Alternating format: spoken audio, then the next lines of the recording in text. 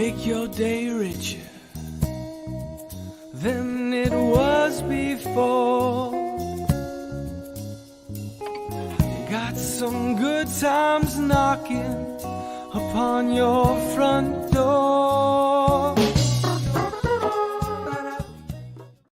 Welcome, everyone, to Make Your Day Rich. I'm your host, Richard Wilmore. We had some great shows lined up for Monday and Tuesday. I was traveling, and so we had pre-taped some shows and had beyond technical difficulties thanks to hotel Wi-Fi, and weren't able to put those out. But we are back. We are live. And we're better than ever. And our guest today is Michelle Steiner. Michelle, thank you so much for being here.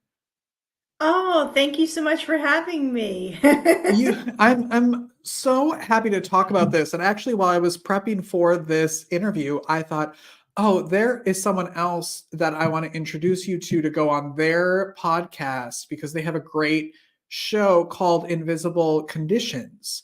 And I think you'd be a great guest for that. So I will hook you up with Jeff after this show.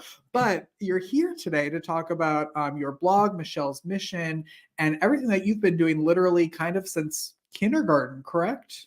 Yes, yeah. No, go for it. You tell them. Sure. No, I was diagnosed with a learning disability whenever I was in kindergarten. My teacher could see that I was really struggling in the classroom academically and socially. And what were you diagnosed with, and what was your reaction to that, and how did that change kind of your everyday life? Right. Excuse me. I was diagnosed with a learning disability right in kindergarten, but during that time, it was more of an umbrella term. We didn't have specific ones such as what I have, which is now dyscalculia. That wasn't discussed until I was an adult. I didn't hear that term growing up, but they told me I had a learning disability, and I had visual perception issues, but those were with my eye-hand coordination. And they did know when I was in kindergarten, I was not going to be a math genius. I can remember them explaining that to my dad, to the school psychologist, saying, your daughter is never going to be able to understand how numbers work. And when he heard that, he was like, oh, that is just, he couldn't believe it because he's really good with math. But they soon found out that I wasn't. And I also have limited hand dexterity in both of my hands. And we didn't find that out until I was an adult either. We just thought that I was uncoordinated and didn't have really good handwriting because of the learning disability. Wow. How have you adapted to your life, and how have you've done so much work to kind of help the world also adapt to it and accept things and be, I love your blog that it's called Michelle's Mission, because you have just been a force throughout your entire life to really make this acceptable and accepted and just part of life. And I love that. Thank you. Whenever I was very young, when I was in school, I had to repeat kindergarten, and I also I began with having disability services. I had specialty instruction all throughout my years of school. I started when I was very young. I had a lot of that. I had in every area, because even though I was a good reader, they wanted me to be able to just get that little extra help. So I had specialty instruction, and then I was moved into some regular ed classes for science, social studies, and reading. But I also had accommodations so I could perform in those classes. I had extended test time. I also had the test read aloud to me. And I also had to use these when I went to college. That was really important that I had the test read aloud. Well, I didn't have a test read aloud, but I had extra test time. I had a note taker, and all those things really helped me to be able to learn when I go in the classroom. Now, in my job, one of the things that really helps me too is just being able, and in life, is being able to advocate. I need to be able to tell somebody when they meet me, because they can't see my disability, that I cannot help you with math. I'm just not able to do that. And that is one of the things that really does help, is being able to speak up for that. And I also do other little things. I have my husband, he takes me to wherever I need to go because I'm not able to drive because of my disability.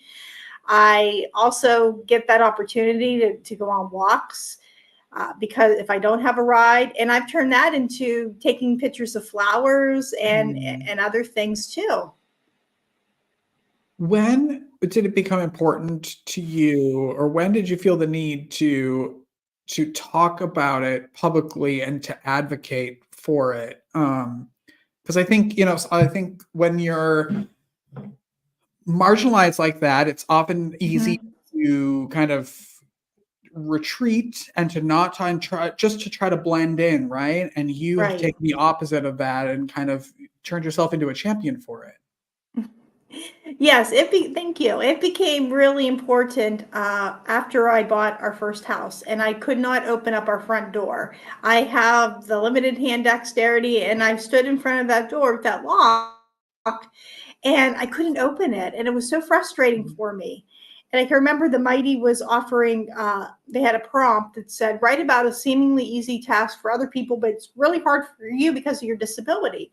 And I had friends who told me for years ago in writing groups, you really should write about having a learning disability because writing and reading were always really healing for me.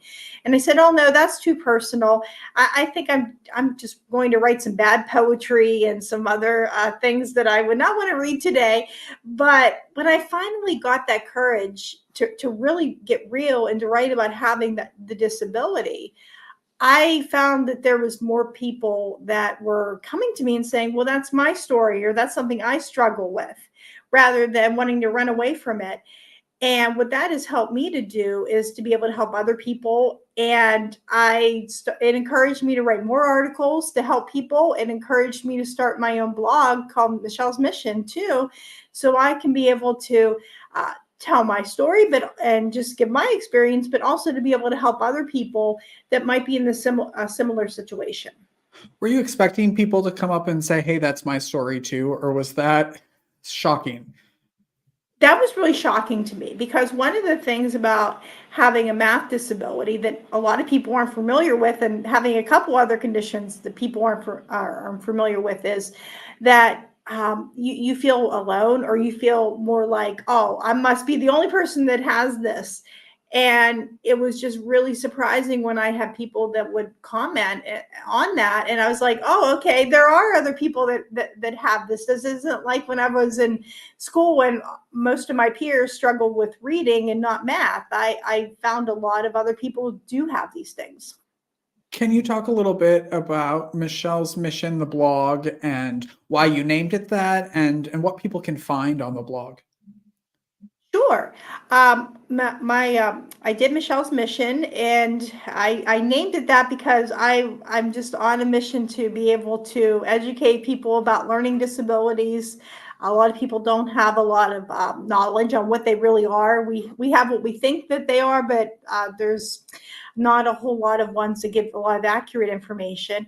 I also want to encourage other people that have disabilities to be able to go out there and to be their best selves, and to find what their purpose is in life. And I also want to empower people to be able to know what they are good at too, and what they enjoy doing. Because I know whenever I'm writing or I'm reading or taking pictures, I feel empowered, and I'm such a happier, more positive person. But whenever I focus on what I can't do with math, or just really difficult things, then I'm going to be really sad. But if I focus on what I can do, I'm a happier person, and that's what I want for other people. A lot of my blog is I will write about life with a learning disability, and I use a lot of nature metaphors. That is always a big thing. I might talk about the process of a flower blooming, about accepting my disability, or building the house of success when we talk about how we scaffold and being able to understand learning disabilities.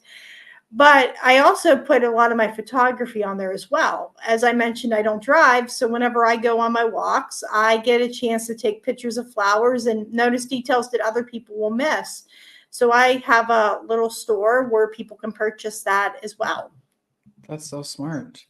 And a great way to kind of turn it into something so positive, but I'm sure that was not the easiest thing to do. I'm sure I'm sure there are still probably plenty of times that it's frustrating.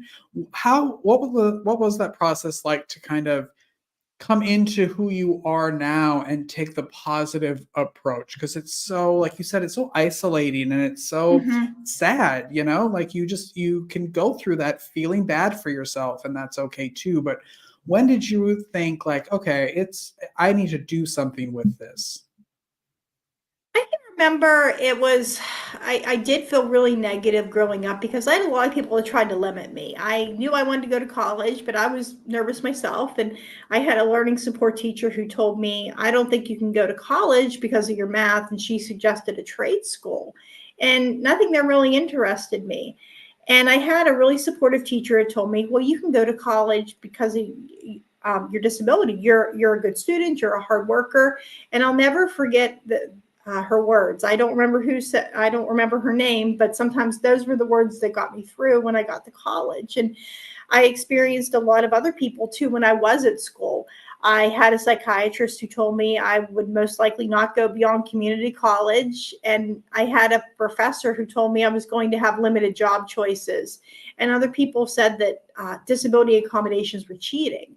And I just remember hearing all of that, and I was very negative. I was very just really sad about a lot of those things and scared. And what I found is whenever I started to advocate for myself and I used the accommodations, things worked out a lot easier for me. My grades improved. And I also had this idea that if I just didn't have my disability, my life would be perfect. And that hasn't gone away. My disability hasn't gone away, but my approach has changed. Rather than focusing on what I couldn't do, I focus on what I could do. I found the right program at the university that had the least amount of math and science possible and had a program that interested me. And once I had all those tools along with the accommodations, I was able to get my bachelor's degree. And I can find jobs that definitely don't require a lot of math and science, because if I get involved with something like that, I'm not going to perform well at that. And it's just going to be something I can't do. But I just find that if I get in that headspace of being focusing so much on what I can't do, I'm not a happy person. But if I can focus on what I can change and what I can control, I love that. And I just can't see another life without that. And I've found a lot of joy and happiness and contentment and feeling empowered when I focus on what I can do. Hmm. It brought up a question for me like, when, let's say, the other side of that is someone who's meeting someone with a disability, Mhm. either invisible or not. What are some things that you can give people to help them? I think a lot of times when you meet someone, I used to work for an arts and health nonprofit, and we talked a lot about going into hospitals and Mhm. saying things like, you'll be okay, you'll get better, it's like, you'll get through this.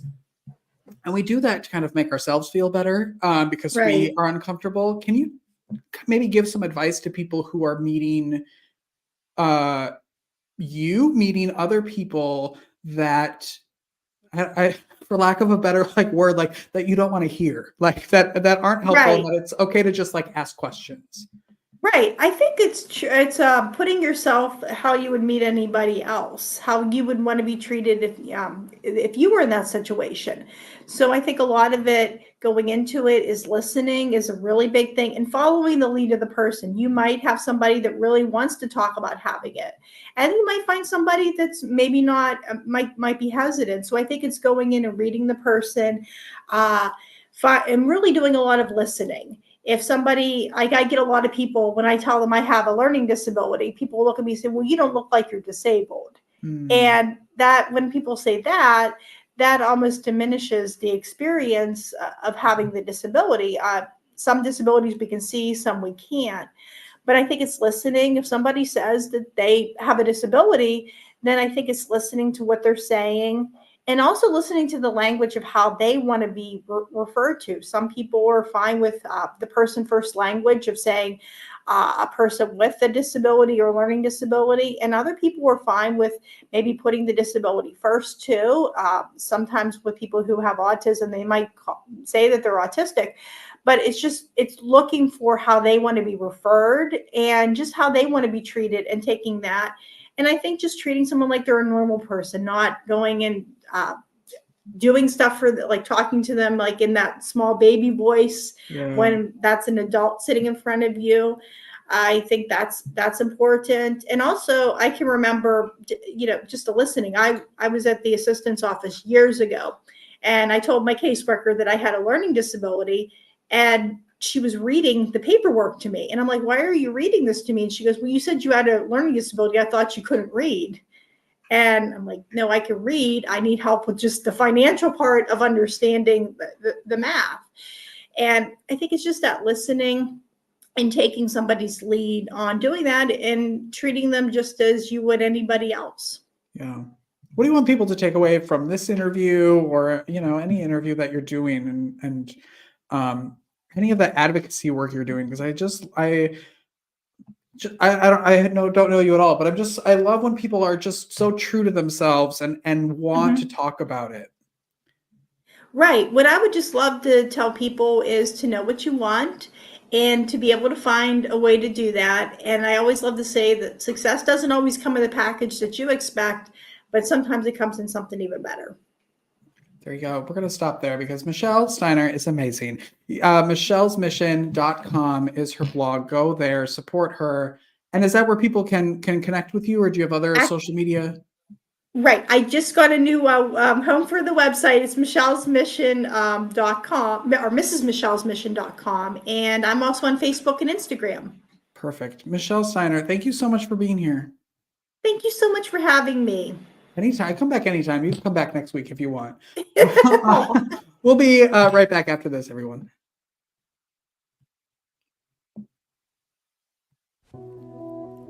In this world of innovation, would you rather have an old, outdated flip phone or a brand new iPhone? A horse and buggy carriage or the newest luxury hybrid? A dial-up router with your AOL account or a super fast Wi-Fi hotspot? With nutrition, what you have been using or taking up until now hasn't been bad. There's just something newer. We all appreciate advancements in science and technology. In the same way we seek the best and newest in our electronics, vehicles, and everyday conveniences, wouldn't you also want the best technology and newest innovation for your nutrition and supplementation? At the time, you may have had the best from what was out there and available. Now, there is something better and newer, more bioavailable, more convenient, better tasting, faster acting. It literally is the equivalent to getting an IV full of high-tech nutrients right into your bloodstream, without the needle, without the appointment, without being attached to anything for a specific length of time. Simply pop these tasty, all-natural lozenges into your mouth and savor as they instantly start to absorb into your bloodstream through your mucous membranes. That's it. And with the added benefit of negative ions, in other words, energy, there isn't anything else out there on the market like it.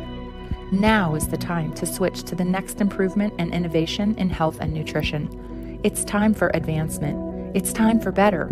It's time for APL Go and our rapid botanical DNA drops. All new episodes of Make Your Day Richer TV. This week we've got intuitive healer and psychic Taiwana Yvette. From Victim to Victor Inc. founder Christopher Burstler, author of the book At Last Ivy, Anita Calloway.